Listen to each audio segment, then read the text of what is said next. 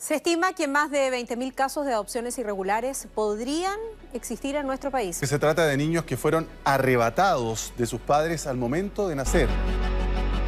La asistente social me dijo que yo no era apta para criar a mis hijas. Yo me di cuenta después de 40 años que mi hijo, que nació vivo, él puede estar vivo en alguna parte del mundo. ¡Hijo y madre del silencio! ¡Ahora! ¡Y siempre! Une adoption, c'est une acculturation. On enlève quelqu'un de son pays, on lui enlève sa culture, on lui enlève sa langue, on lui enlève son prénom, son identité, on le dessape et on le modèle sur autre chose. Connaître ses origines, c'est quand même indispensable à tous. L'objectif, c'est de connaître d'où on vient et pourquoi on est là, et c'est déjà beaucoup. Tenemos poco tiempo porque nuestras madres se están muriendo.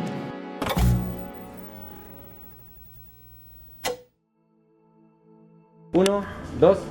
Bonjour et bienvenue dans ce nouveau reportage. Pour le Libertin, je suis à Santiago, capitale du Chili.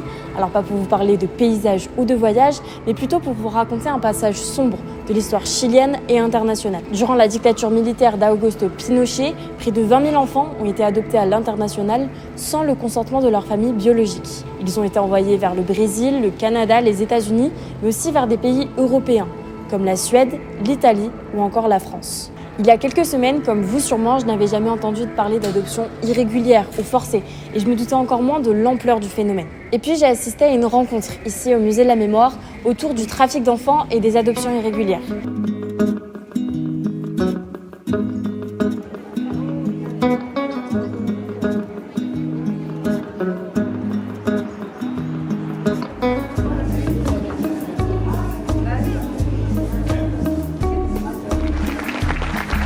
Nos reunimos en el quinto congreso sobre tráfico de niños y niñas por adopciones ilegales. Un espacio que no solo nos convoca a reflexionar, sino también a reafirmar nuestro compromiso inquebrable con la búsqueda de la justicia para miles de víctimas de esta tragedia. Durant ces 2 jours de convention, des experts et des représentants ont présenté des analyses sur les mécanismes de ces adoptions irrégulières.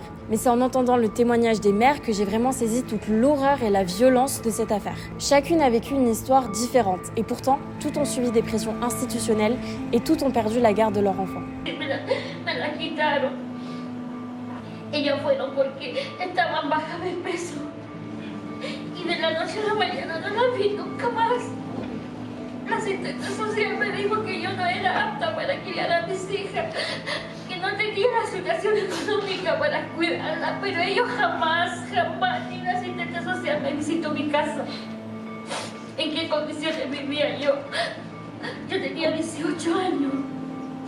Me dijo, no, tu hija se van a adoptar las dos juntas y así de fría, mujeres muy frías.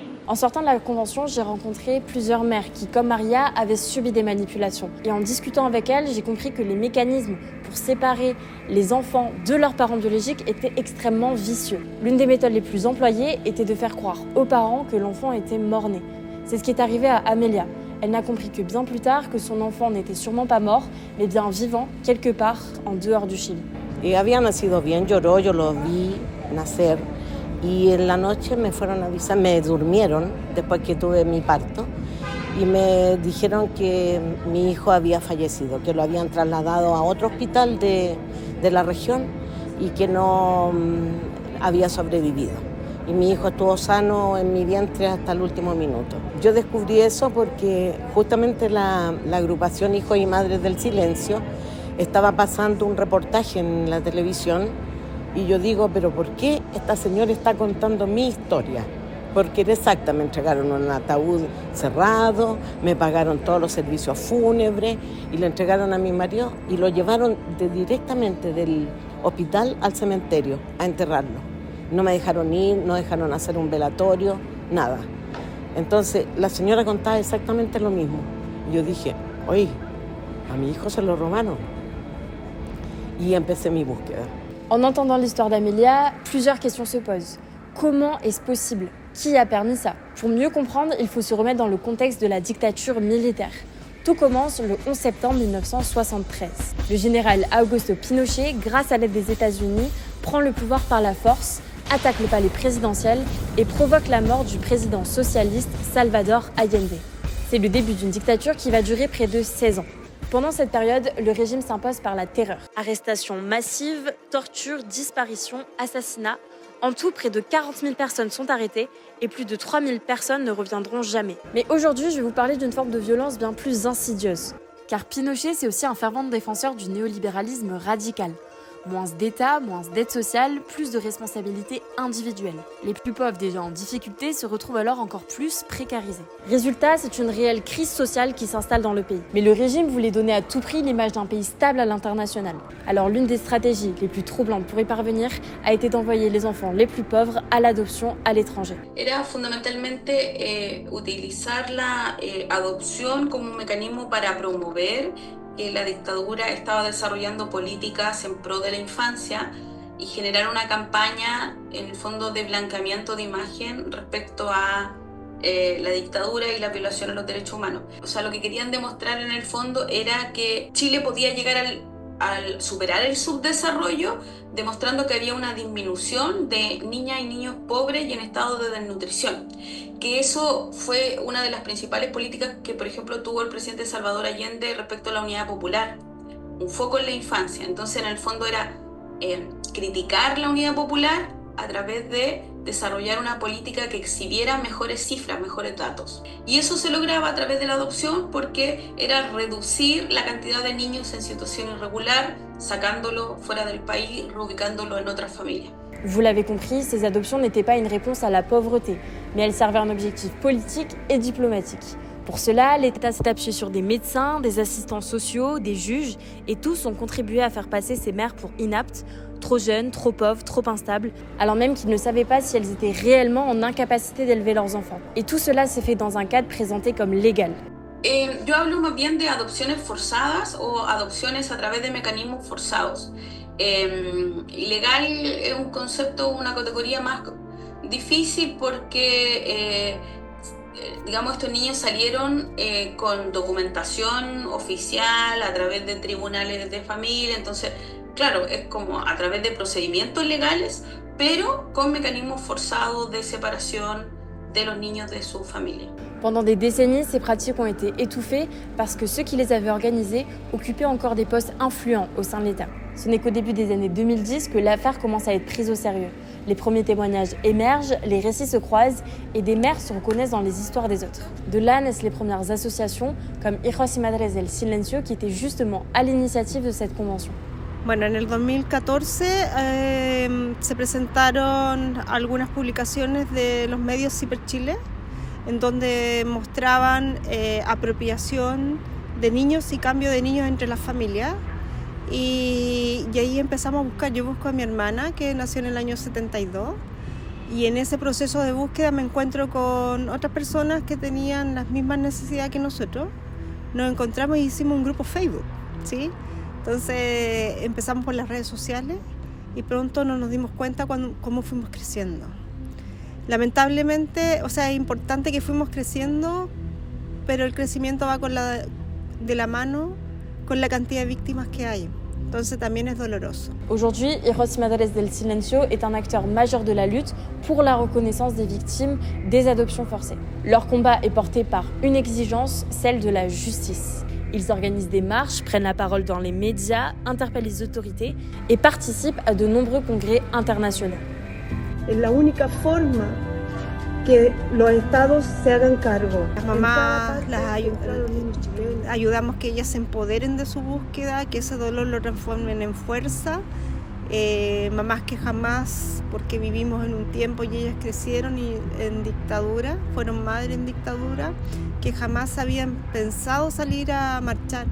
Y ahora marchan por la justicia y buscando a sus hijos. Hijos, madres del silencio, hijos robados de casi nuestros vientres en la dictadura. Bailo y danzo y canto con nuestros hijos hasta encontrarlos. Yo hace varios años que ya trabajo con la agrupación, hace 5 años, y me involucré para poder ayudarle a nuestras, sobre todo a las presidentas y a las dirigentes de la agrupación, que son mujeres que tienen una voluntad de oro. Ellas han sacrificado sus vidas personales por ayudarnos a buscar a nosotros. Entonces yo sentí ese compromiso y sentí ese deber de estar porque están buscando a mi hijo, y al hijo de todas mis compañeras. Me han ayudado psicológicamente mucho las madres, los grupos, porque somos como una familia.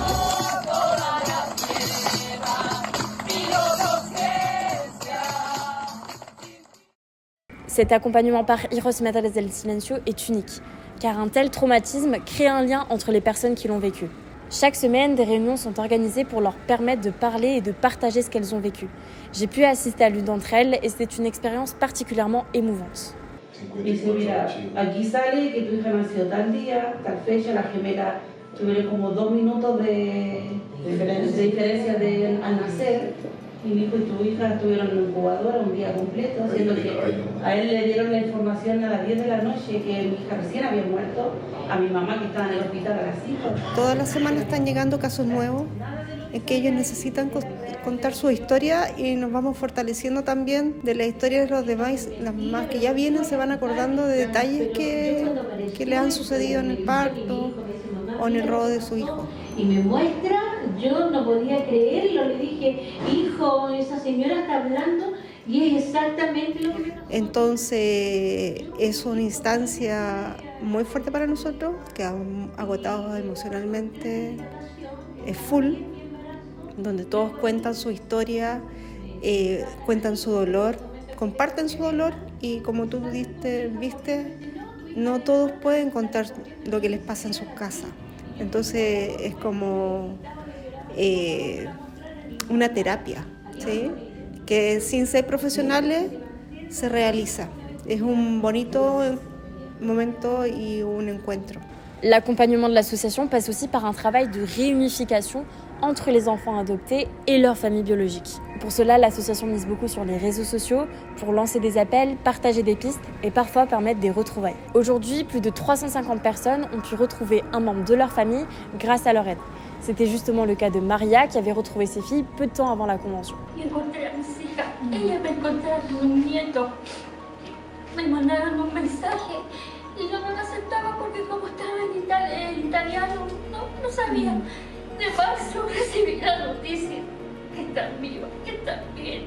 Y hay una que me llora, mamá, no me saques de tu corazón. Yo le digo, hija, jamás la he sacado de mi corazón. Porque ella es lo único que quiere, venir a Chile, conocer sus raíces. Mis nietos me quieren abrazar, tengo 5 nietos hombres, imagínense, y aquí tengo 4. Me aumentaron mis nietos. Mais aujourd'hui, beaucoup de membres de l'association sont toujours à la recherche de leurs proches disparus sans certitude de les retrouver un jour. C'est aussi pour cela qu'ils demandent justice, pas seulement pour faire la lumière sur le passé, mais surtout pour obtenir des mesures concrètes, comme l'accès facilité aux tests ADN, la levée des barrières administratives et surtout que l'État reconnaisse sa responsabilité dans cette affaire.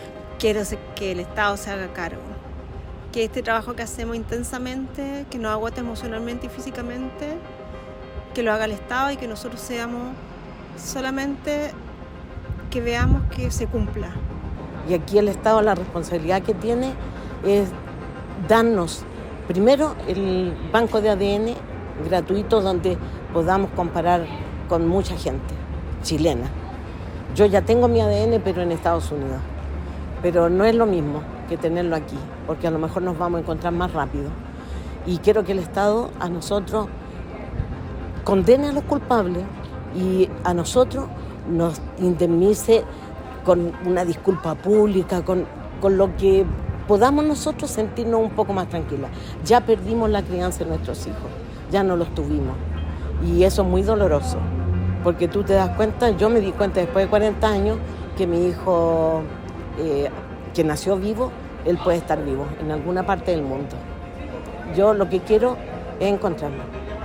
Début juin 2025, le président Gabriel Boric a annoncé la création d'une banque nationale d'ADN pour faciliter l'identification des personnes adoptées de manière irrégulière sous la dictature. Crearemos un banco de huella genética que permitirá contar con una vía extrajudicial para la búsqueda de orígenes y posibilitar la reunificación familiar de tantos bebés que fueron robados durante tanto tiempo y entregados a familias extranjeras. Cette mesure a été saluée par les associations de victimes comme une avancée importante.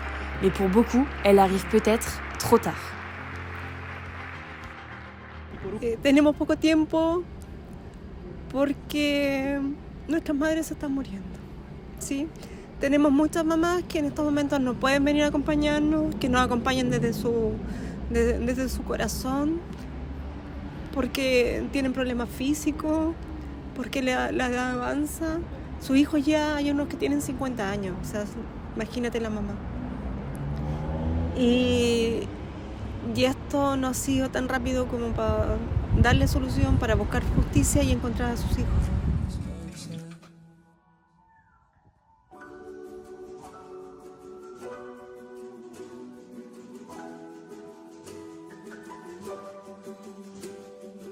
Pendant ces 2 jours de convention, j'ai réellement compris ce que signifiaient les adoptions forcées. Ce qui m'a marqué, ce sont ces mères, ces pères, ces frères et ces sœurs qui continuent à chercher un proche disparu pour combler un vide qu'ils ont longtemps dû taire. J'ai vu des femmes transformer leur douleur en énergie, en solidarité, en combat. Elles se soutiennent, se relaient et réclament justice ensemble. Parce qu'on ne s'en rend pas toujours compte, mais cette recherche les oblige à revivre en boucle et en boucle le moment douloureux où on leur a arraché leur enfant. Et malgré ça, elles avancent ensemble. Je vous remercie d'avoir regardé en entier cet épisode consacré aux bébés volés au Chili. Dans le prochain épisode, on traversera l'Atlantique pour avoir le point de vue de ceux qui ont été adoptés. Vous allez le voir, ils ont d'autres problématiques, d'autres questionnements.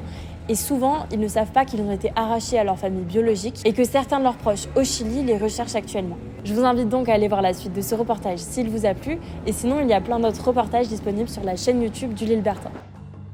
Ya a la población francesa, que en Francia hay muchos niños y niñas que se llevaron de Chile, que ellos piensan que los documentos que están en la adopción son verdad, que les decían que sus mamás eran prostitutas, que sus mamás eran alcohólicas, pero quisiera que vinieran a ver aquí que eso es mentira, que hay miles de madres